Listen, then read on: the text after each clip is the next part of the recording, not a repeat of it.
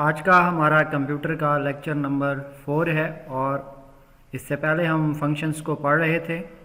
उन्हीं फंक्शंस को कंटिन्यू करते हुए आज का जो हमारा फंक्शन है वो है tab function, TAB tab function. Tab function का जो काम है, tab function is use to print data on a specific column और स्क्रीन।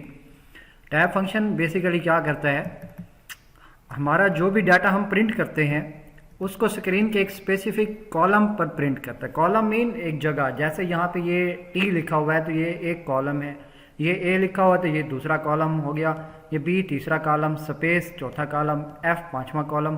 तो हम स्क्रीन के किसी स्पेसिफिक एरिया पर स्पेस देकर जो बात लिखते हैं वो टैब के ज़रिए लिखी जाती है। जैसे आपके कीबोर्ड पर भी एक टैब का बटन होता है, वो बटन प्रेस करते हैं तो एक बड़ी सी स्पेस आ जाती है। जैसे अगर मैं यहाँ पर टैब का बटन प्रेस करूँ तो ये देखें थोड़ा सा ये आगे चला गया, फिर मैं टैब का बटन प्रेस कर रहा हूँ तो ये आगे जा रहे हैं।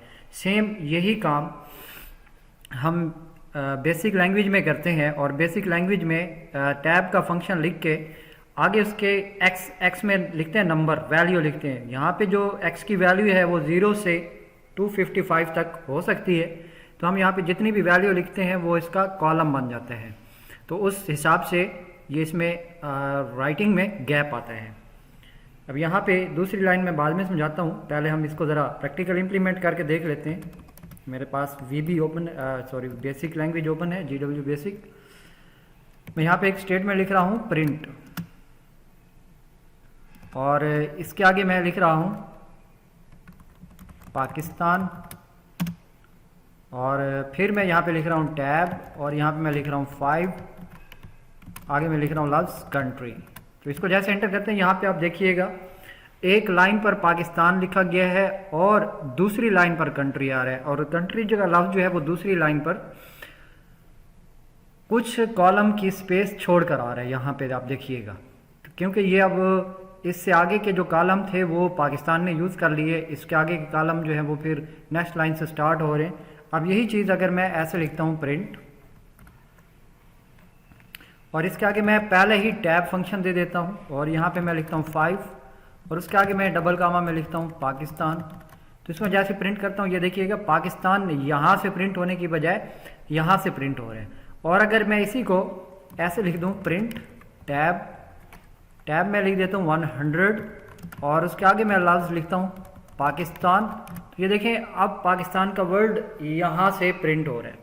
तो यहाँ पे आपको ये चीज़ समझ आ गई होगी कि टैब का फंक्शन किस लिए यूज़ होता है। किसी भी वैल्यू को प्रिंट के आगे जो वैल्यू लिखते हैं एक ख़ास किस्म का गैप देकर उसके अंदर हम स्क्रीन की किसी एक पोजीशन के ऊपर प्रिंट करवा सकते हैं। तो अब जैसे ऊपर वाले एग्जांपल में आपने देखा कि ये जो कंट्री का लफ्ज़ है वो न्यू लाइन पे आ गया, तो अगर एक लाइन के अंदर कॉलम यूज़ हो चुके हों तो कंट्रोल ऑटोमेटिकली नेक्स्ट लाइन पर चला जाता है। यहाँ पे ये बात लिखी हुई है the cursor moves on given column of next line. Cursor move कर जाता है ऑन गिवन कॉलम, जो हमने कॉलम दिया होता है ऑफ नेक्स्ट लाइन की तरफ, if the current printing position is already beyond given column. अगर हमारी जो करंट प्रिंटिंग पोजीशन है उस पर ऑलरेडी कोई लफ्ज़ प्रिंट हो रहा है तो वो उससे आगे न्यू लाइन पे चला जाएगा। जैसे अभी पहली एग्जांपल मैंने लिखी पाकिस्तान इज़ माय कंट्री, अब उसमें जो कंट्री पाकिस्तान इज़ पहली लाइन पे था और कंट्री जो है वो नेक्स्ट लाइन पर उन्हीं कॉलम्स के अंदर आगे की तरफ मूव कर गया। तो ये हमारे पास है फंक्शन किसका, टैब का। एग्जाम्पल भी नीचे दी हुई है। अब हम बात करेंगे RND फंक्शन। RND ये एब्रीवेशन है रैंडम। तो RND function is use to find random number between 0 and given number. यानी ये क्या करता है, जो हमारे पास 0 से लेकर जो नंबर हम बताते हैं उस तक ये हमें रैंडम नंबर फाइंड करके देता है। अब रैंडम नंबर क्या होता है, रैंडम नंबर ये होता है, सपोज जैसे हम कहते हैं कि 1 to 6 रैंडम नंबर, कभी मतलब इसमें कोई नंबर आ जाएगा, कभी हम कहते हैं 2 आ जाएगा, कभी इसमें 4 आ जाए, कभी 6 आ जाए, कभी इसमें 3 आ जाए। ये ऐसे है जैसे एक लूडो की गेम होती है। लूडो की गेम में आपके पास 1 से लेकर 6 तक नंबर होते हैं। आप हर बार जब उसको ड्रॉप करते हैं तो आपको कंफर्म नहीं होता कि कौन सा नंबर आएगा, तो वहाँ पे आपके पास एक रैंडम नंबर्स जनरेट होते हैं, यानी हर बार आपके पास अलग अलग सीक्वेंस में नंबर्स आते रहते हैं every time you drop the dice. Same इसी तरह से यहाँ पे हमारे पास ये जो आर एन डी फंक्शन है, इस आर एन डी फंक्शन को जो हम रेंज देते हैं तो हर बार रन होकर आर एन डी का फंक्शन एक न्यू नंबर जनरेट करके स्क्रीन पर प्रिंट कर देता है। और इसका जो सिंटैक्स है वो है R N D into N. अगर हम इसको यहाँ पे देखते हैं, यहाँ पे इसे कहता हूँ print CLS print R N D 5। ये देखें इसने 0.121 यानी एक रैंडम नंबर जनरेट कर दिया। मैं इसको कहता हूँ print R N D again 5। तो अब देखें सेम मैंने क्वेश्चन लिखा, अब की बार उसने क्या किया, एक और नंबर जनरेट किया है प्रिंट आर एन डी 5। तो ये देखें अब इसने और नंबर जनरेट किया है। अब आप यहाँ पे एक चीज़ देख रहे हो कि यहाँ पे नंबर जो है वो पॉइंट में आ रहा है, तो हम यहाँ पे क्या कह देते हैं प्रिंट इंट। ये जो हमें पीछे हमने पढ़ा था कि जो भी प्रिंट हो नंबर इशारिया में हो, इशारिया ख़त्म करके उसका जवाब आ जाए इसमें, और इसके अंदर फिर मैं लिख देता हूँ आर एन डी और अब मैं लिख के 5। तो ये बंद करके अब ये देखें इसने आंसर दिया है 0। फिर मैं यहाँ पे इसको सेम फंक्शन को यूज़ करता हूँ और अब हम इसको चेक करते हैं, तो अब भी ये क्या दे रहा है 0।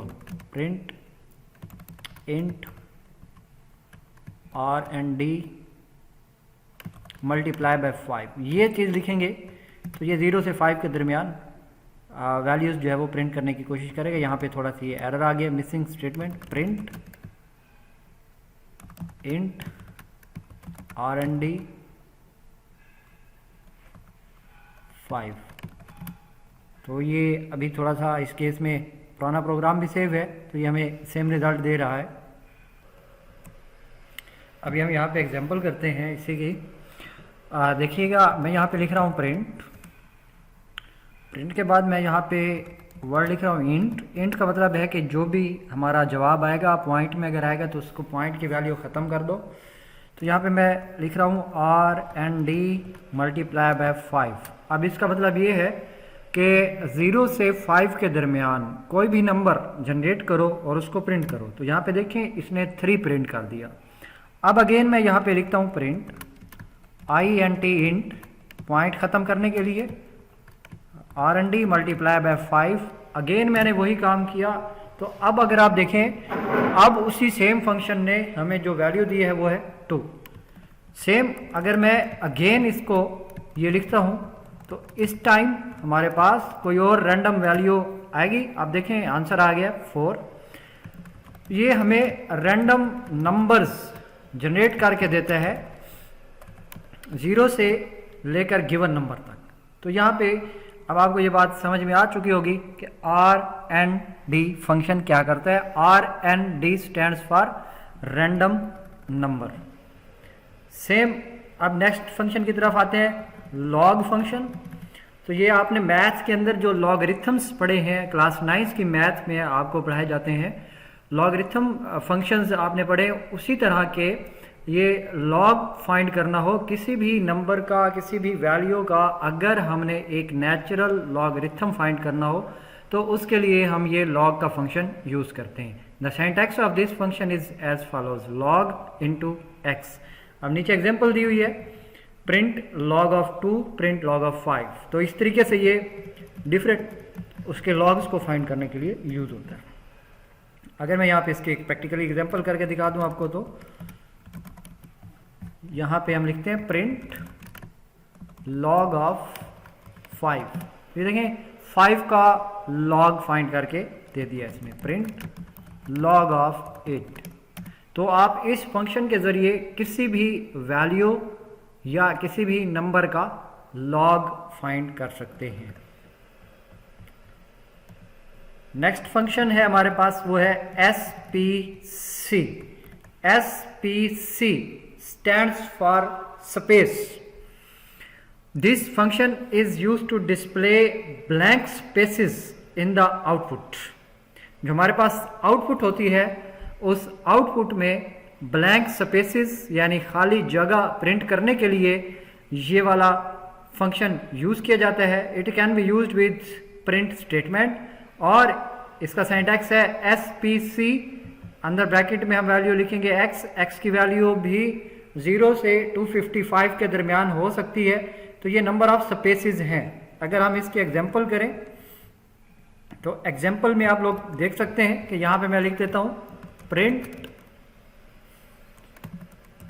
हेलो, फिर मैं लिखता हूँ SPC 5, फिर मैं लिख देता हूँ पाकिस्तान। अब जैसे आउटपुट पे देखिएगा हेलो और पाकिस्तान के दरमियान में आपको एक गैप नज़र आ रहा है। तो ये गैप तकरीबन 5 स्पेसिस के इक्वल गैप है। मैं सेम यही स्टेटमेंट अगेन लिखता हूँ print hello SPC into 50 Pakistan. तो अब यहाँ पे देखिएगा, ये देखें हेलो और पाकिस्तान के दरमियान काफ़ी सारा गैप आ चुका है, मतलब बहुत सारी स्पेसिस आ चुकी हैं। तो SPC फंक्शन का काम है स्पेस को, ब्लैंक स्पेस को प्रिंट आउट करवाना। तो ये हमारे पास स्पेस फंक्शन हो गया, SPC फंक्शन हो गया। तो ये हमारे पास आज के लिए ये 4 function, tab function, RND function मतलब रैंडम नंबर का फंक्शन, लॉग का फंक्शन और SPC का फंक्शन। अभी आपको मैं इसमें बता दूं कि बहुत ज़्यादा एक जो MCQ में और शॉर्ट क्वेश्चन में बहुत ज़्यादा पूछे जाने वाले फंक्शंस में से रैंडम नंबर सबसे इम्पॉर्टेंट फंक्शन है। अब इसमें आपसे मुख्तलिफ तरह के क्वेश्चन पूछे जा सकते हैं। RND stands for what. आपसे ये भी पूछा जा सकता है कि RND फंक्शन का सिंटैक्स लिखें, या फिर आपको एक एग्जांपल दे दी जाती है कि right the random number of 5, तो आपने कोई भी 5, 0 और 5 के दरमियान रैंडम नंबर लिख देना है। तो ये काफ़ी इंपॉर्टेंट है। इसके अलावा SPC फंक्शन भी कई बार पूछा जाता है। इसके आपको स्टेटमेंट दी जाती है, एग्जांपल बता दी जाती है, आपने उस एग्जांपल को देखकर उसकी आउटपुट लिखनी होती है। तो ये आज के लेक्चर के आपके 4 फंक्शंस हो गए। ये काफ़ी इंपॉर्टेंट फंक्शंस हैं और ये न्यूमेरिक फंक्शंस में ही हैं, बल्कि इसके साथ आपको 2 फंक्शन और भी मैं बताता चलूँ। नेक्स्ट जो हमारे पास इसमें फंक्शन है वो एक फंक्शन है, उसको हम कहते हैं beep function. Beep function, BEEP, beep function. अब बीप फंक्शन क्या करता है, ये एक बीप या साउंड जनरेट करता है। तो यहाँ पे मैं यहाँ पे डायरेक्टली लिखता हूँ BEEP बीप। तो ये देखिए एक साउंड आपको सुनाई दिया होगा, ठीक है ये। तो इसी तरह इसके साथ कुछ और मैं आपको साउंड जनरेट करवा के दिखाता हूँ। अगर बीप के साथ मैं एक वैल्यू लिख दूं तो यहाँ पे इसने कुछ सिंटैक्स एरर जनरेट की है। ये फ्रीक्वेंसी एंड पिच की वैल्यू होती है।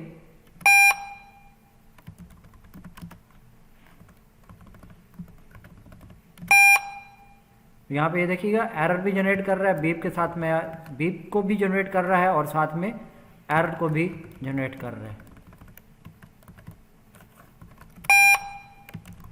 ये देखिएगा, तो यहाँ पे बीप का ये फंक्शन है। अब हम बीप के अंदर कोई लूप चला देते हैं।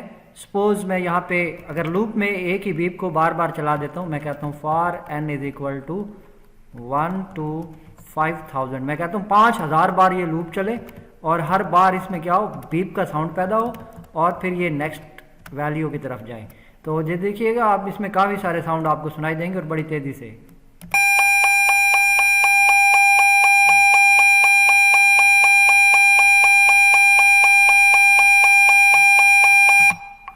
तो मैंने इसको अभी 20 पे ही रोक लिया क्योंकि ये 5000 दफ़ा चल जाता और 5000 दफ़ा चलने में आपके कान ख़राब हो सकते हैं। तो मैं इसको एडिट करवा देता हूँ लाइन नंबर 10 को, और यहाँ पे मैं 5000 की बजाय जस्ट ओनली 5 टाइम लूप चलवा देता हूँ और अगेन मैं रन करता हूँ। ये देखें 5 टाइम इसने रन किया और बीप का साउंड पैदा किया। सेम इसी तरह आपको बुक में एक और फंक्शन मिलेगा जिसका नाम है DAT, डेट फंक्शन। तो डेट फंक्शन के आगे आप डेट फंक्शन से क्या कर सकते हैं, किसी भी डेट को चेंज कर सकते हैं। व्यू इसमें आप कोई भी डेट सेव करवा के डेट को प्रिंट करवा सकते हैं। आप किसी भी कंप्यूटर के अंदर डेट को शो करवाना चाहते हैं या फिर उसको आप चेंज करना चाहते हैं तो आप लोग ये फंक्शन यूज़ कर लेते हैं। देखिए मैंने यहाँ पे लिखा प्रिंट डेट और आगे मैंने डॉलर का साइन लगाया तो इसने आज की डेट शो करवा दी है। तो इस तरह से ये डेट का फंक्शन काम करता है। इससे आप डेट को व्यू कर सकते हैं एंड देन आल्सो आप इसको चेंज भी कर सकते हैं। तो ये आज का आपका लेसन था। हमारे ये न्यूमेरिक फंक्शन यहाँ तक ख़त्म हो चुके हैं। इंशाल्लाह नेक्स्ट क्लास में हम स्ट्रिंग फंक्शंस को पढ़ेंगे और उनके जो वर्किंग है उनको हम देखेंगे। तो ये आपका एक लॉन्ग क्वेश्चन भी बन सकता है कि एक्सप्लेन एनी 5 न्यूमेरिक फंक्शंस और एक्सप्लेन एनी 5 स्ट्रिंग फंक्शंस, जो आगे हम पढ़ेंगे। और इनमें से ही आपके शॉर्ट और एमसीक्यू भी बन सकते हैं। इनको आपने अच्छी तरह से याद रखना है। Thank you. अल्लाह।